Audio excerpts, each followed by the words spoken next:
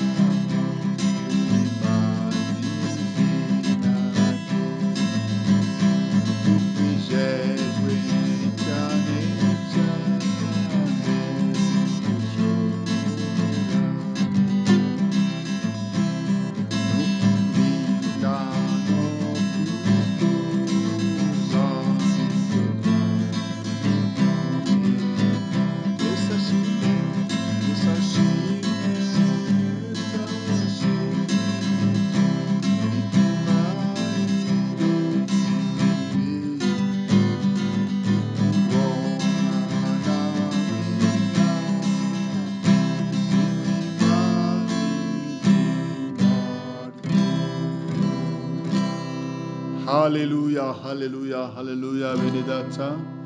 Yesu niwe mutabazi wacu, niwe tugomba guhungiraho. Arangira avuga ngo tuguhaye imibiri yacu n'imitima n'ubwenge, kandi ibyo dufite byose bibi byawe mukiza. Igitere cya nyuma aravuga ngo tukwijejwe cyane cyane nuko ushobora rwose kuturinda no kutwoza ibyo twagucumuyeho. Amen. Reka dusome ijambo ry'Imana, Zaburi 118 murongo wa 8 kugeza ku 9. Haravuga ngo guhungira kuwiteka kugira umumaro kuruta kwiringira abantu. Guhungira kuwiteka kugira umumaro kuruta kwiringira abakomeye. Dusubiremo guhungira kuwiteka kugira umumaro kuruta kwiringira abantu. Guhungira kuwiteka kugira umumaro kuruta kwiringira abakomeye. Muri gice cya 62 muri Zaburi haragira hati,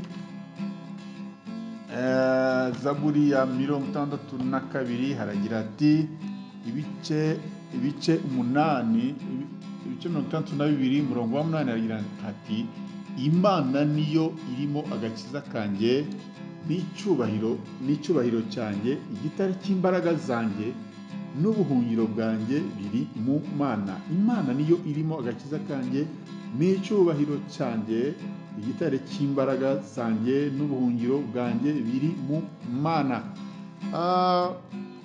Dusome muri Yesaya ibice 2 umurongo wa 22.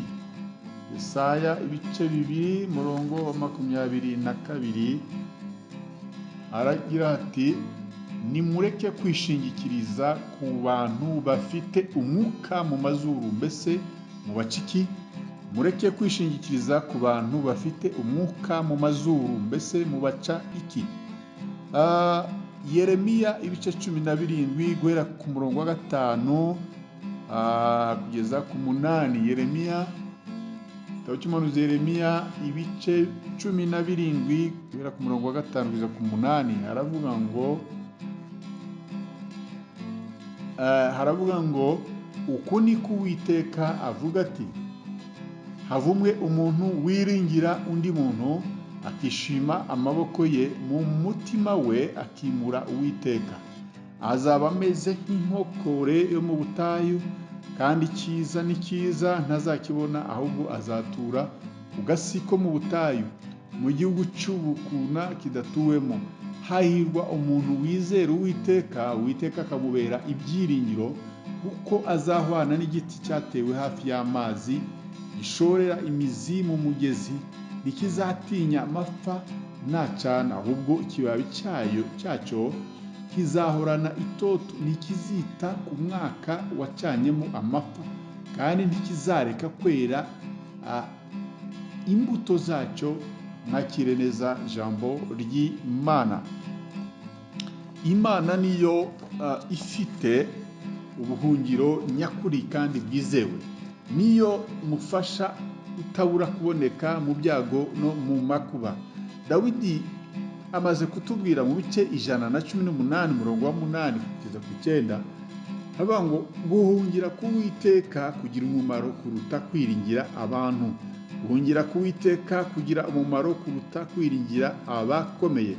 Ushobora kwiringira umuntu none ejo akaguhinduka. Ushobora kwiringira umuntu akakwizeza ibitangaza. Ubuhungiro hagera ko ukenera ubuhungiro akabukwima, kandi nyamara yari yakwijeje kuguha ubuhungiro akaguhinduka. Ariko Imana yacu ntabwo ijya iduhinduka muri circonstances zose. Imana yacu ihora ariyo kwizerwa. Imana ntabwo ijya iduhana mu makuba. Izina ryayo ni umunara muremure umukiranutsi ajya yihishamo cyangwa se ajya yinjiramo agakira cyangwa se agakomera. Kwiringira Imana biruta kwiringira abantu. Bene data, kwiringira Imana biruta kwiringira abakomeye, kubera ko mu gihe runaka mu bibazo iyo habonetse ingorane, barya wiringiraga baraguhinduka. Nyamara Imana yo ntabwo ijya iguhinduka, ihora ariyo kwizerwa. Imana irakomeye, dukwiye kujya twiringira Imana kuruta abakomeye bo mu isi. Abo barahinduka ariko Imana yo ntabwo ihinduka. Ibihe waba urimo bishobora kuba bigushaririye, ariko komeza wiringire Imana. Umunyarwanda yavuze ngo inkoko yabika itabika amaherezo buzacya, kandi wibuke ko nta kigeragezo kiri karande mu buzima, amaherezo kirarangira. Nta mvura burya idahita. Nkwifurije rero gukomera mu minsi urimo, mu bibazo urimo. Imana ikomeze ikwambika imbaraga kandi ukomeze ugire ibyiringiro muri yo. Ijambo ry'Imana ridufashe kandi ritugirire neza. Amen. Data, mu izina rya Yesu Kristo, ndakwereka uyu mwene data uri mu bibazo, uri mu bigoye. Ndasabye kugira ngo umuhe gukomeza ibyiringiro we abishyize muri wowe, kandi yiringira ko ushobora byose, kandi yiringira ko ufite imbaraga zo kunesha ibimugerageza. Urakoze, urakarama, bana natwe muri byose, ni mu izina ryawe ryera Yesu Kristo bisenze. Amen. Mwari kumwe nanone nk'uko bisanzwe na mwene so muri Yesu Kristo, Bishop Apollinaire Musafiri Gakombe, umushumba mukuru w'itorero The Evangelical Covenant Church of Rwanda ECCR.